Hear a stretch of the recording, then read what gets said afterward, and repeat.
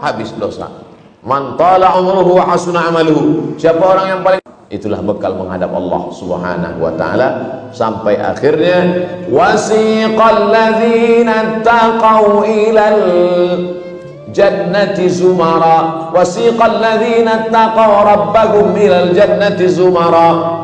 Orang-orang yang sudah beriman beramal soleh itu nanti akan dibawa oleh malaikat ke pintu surga. Sampai di pintu surga, apa kata malaikat? Salamun alaikum, selamat bagi kamu, tibtum, kamu sudah berbuat baik.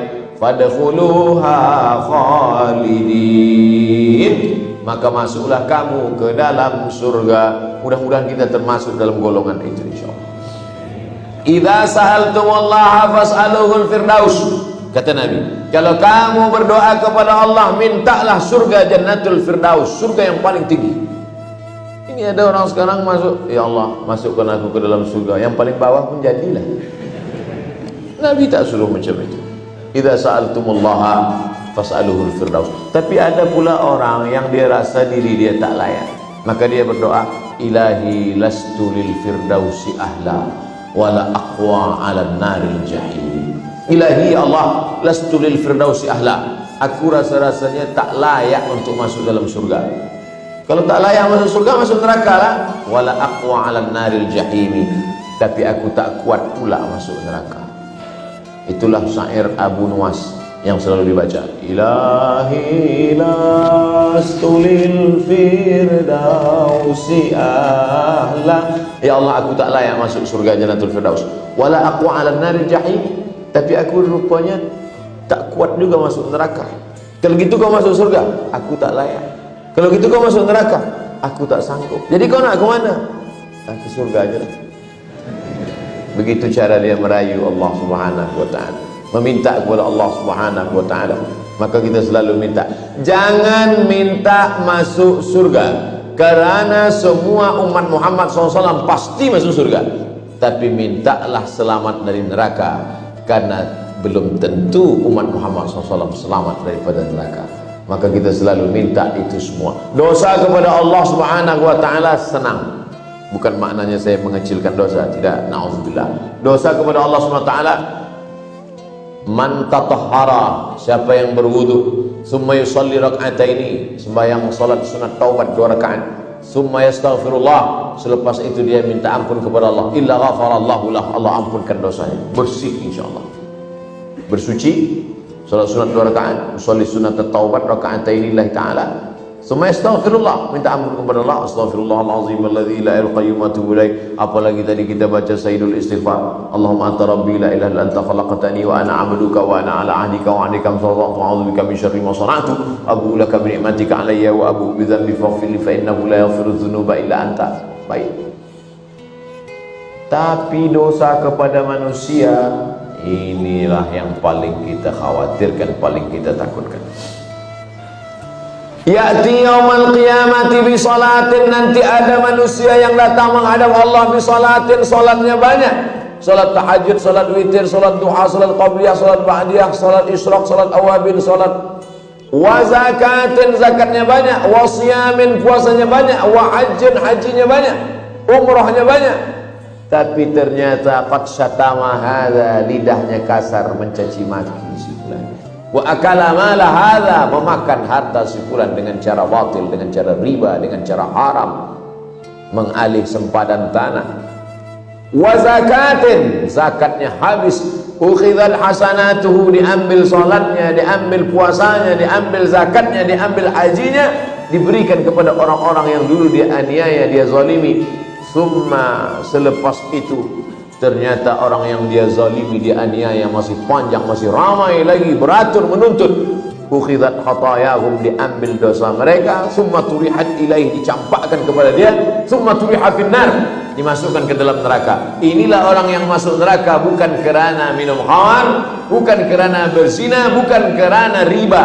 Masuk neraka kerana zalim dan aniaya. Mudah-mudahan kita selamat dari perbuatan zalim. Abdul Somad pun kalau tazkirah ini terlampau panjang, zalim juga. Sebab ini bukan hari cuti, ini hari kerja. Maka dah banyak anak menengok, ini dah lalu. Hadirin hadirat muslimin muslimat yang dimuliakan Allah Subhanahu wa taala, ittaquz zulma, takutlah kamu pada perbuatan zalim, fa inna zulma zulumatun yaumal qiyamah, karena perbuatan zalim akan menjadi kegelapan pada hari kiamat. Jangan sampai kita zalim. Berapa banyak cerita kisah orang yang digali, sudah diukur sebelum penggali kubur, sudah mengukur.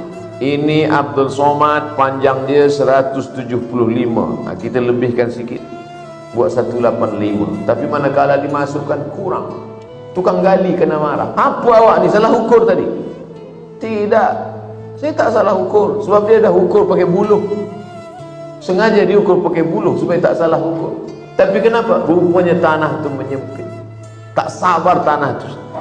Nah, inilah mereka yang dulu suka mengukur tanah. Kata Nabi SAW, siapa yang menzalimi orang lain qaida shibrin, sejengkal, quyida tuwiqa, siapa yang menzalimi tanah sejengkal tuwiqa, maka akan dililitkan ke lehernya sab'i aradin, 7 lapis tanah. Alhamdulillah sahabat Somad, saya tak pernah menzalimi orang sejengkal. Berapa? 2 meter. Tak boleh satu pun menolong kita di hadapan Allah.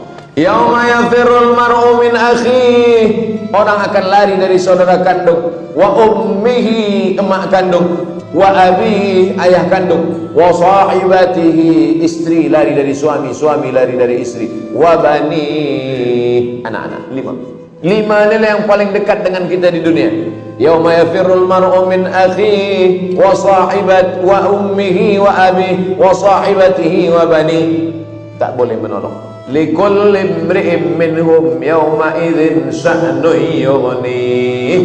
Semuanya sibuk mengurus urusan masing-masing. Selamatkanlah diri masing-masing. Selamatkanlah diri dengan amal soleh. Innal insana lafi khusr. Manusia ini rugi semuanya.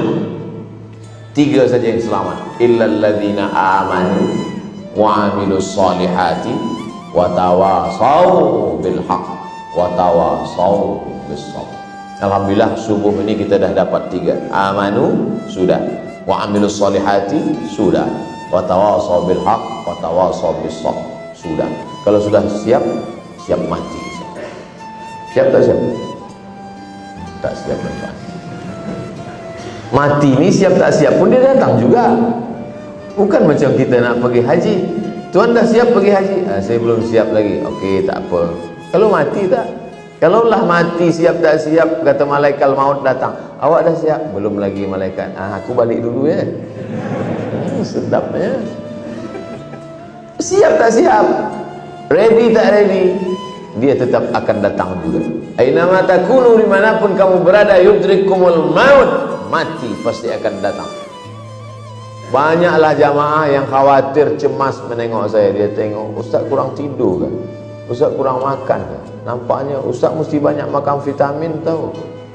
Dia sangka saya ini nak mati. Sampai sekarang tak mati-mati. Kalau tak mati, kata Allah, tak mati. Berapa banyak orang yang sudah dikatakan doktor, awak mesti makan ini, mesti operation, kalau tidak awak akan mati. Tak mati-mati. Doktor tu pula lebih dulu mati lagi. Mohon maaf tuan doktor, jangan sakit hati.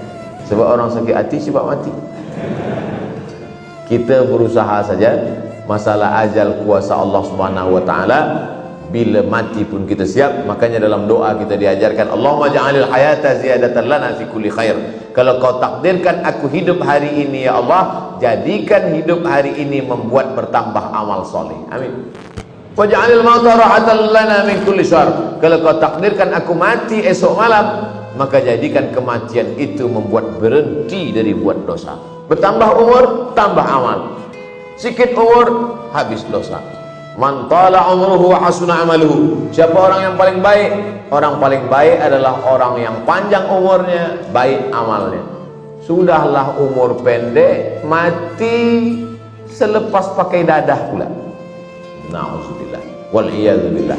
Makanya di antara doa yang diajarkan kepada kita, Allahumma khtim lana bi husnil khatimah. Sembahyang subuh berjamaah ni Masya Allah, tabarakallah. Kalaulah istiqamah kita salat subuh berjamaah ini, alladzina qalu rabbuna Allah, orang yang berkata Allah Tuhanku, tsumma istaqamu, kemudian dia istiqamah, tatanazzalu alaihimul malaikah, turun malaikat kepada dia. Bila malaikat turun, bukan balik sembahyang subuh ni turun malaikat. Malaikat turun waktu kita akan mati. Kata malaikat, Allah takhafu, jangan kau takut, wala tahzanu, jangan kau sedih. Sebab orang yang akan mati itu ada dua perasaan. Yang pertama takut, takut pertanyaan mungkar nakir, takut titian siratal mustaqim, takut masuk neraka, takut hisab, takut. Yang kedua sedih, sedih meninggalkan anak, sedih meninggalkan istri, sedih meninggalkan rumah, sedih meninggalkan kereta yang baru dibeli, apalagi belum lagi cash. Sedih, takut. Tapi manakala datang malaikat membisikkan, apa kata malaikat? Allah takhafu, jangan kau takut, wala tahzanu, jangan kau bersedih. Lalu kemudian wa abshiru bil jannah, berbahagialah engkau mendapatkan surga. Itu maknanya waktu dah habis. Maka dengan itu kita sudah siap, kerana itu sajalah bekal kita menghadap Allah Subhanahu wa ta'ala. Seterusnya kita akan jawab soalan-soalan yang sudah sampai. Tadi saya mulakan pukul 6 kurang 15 menit, sekarang kurang 20. Jadi saya bagi tazkirah subuh ini lebih kurang 50 menit. Apakah yang dimaksudkan dengan Al-Quran itu mendahului masa?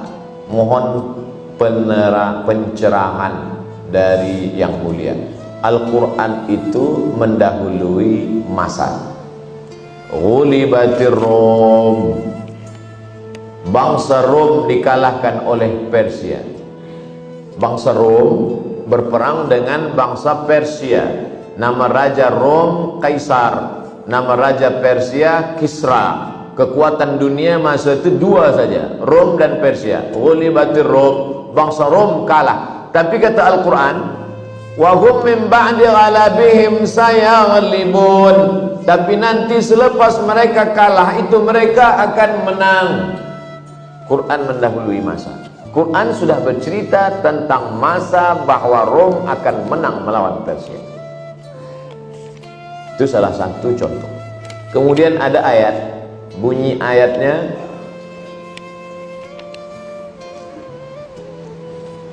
bahwa tempat berperangnya itu fi adnal ardi, di tempat yang paling dekat. Bila kita tengok dalam tafsir Quran, tempat berperangnya Rom dengan Persia itu, kata dia di tempat paling dekat. Tapi rupanya ayat ini mendahului masa. Ayat itu sebenarnya bercerita bukan tempat paling dekat ke Makkah, tapi tempat yang paling rendah. Di antara permukaan bumi dunia ini, yang paling rendah di bawah laut adalah Dead Sea, laut mati. Tempat Jordan, di Jordan, tempat perangnya Persia dengan Rom. Al-Quran sudah mendahului masa. Karena Quran itu bukan datang dari Muhammad sallallahu alaihi wasallam, tapi dia wahyu dari Allah. Wa ma yantiqu 'anil hawa in huwa illa wahyun yuha. Al-Quran bercerita tentang masa lampau, Al-Quran juga bercerita tentang masa depan, apa yang akan terjadi. Dalam Al-Quran Allah berfirman yang maksudnya Allah tidak membebankan hambanya melainkan apa yang ia mampu olehnya. Al-Baqarah 3 ayat di ujung, la yukallifullahu nafsan illa wus'aha. Ayat yang lain, la yukallifullahu nafsan illa ma'ataha. Oleh sebab itu beberapa kali diulang-ulang Allah Subhanahu wa ta'ala tentang masalah.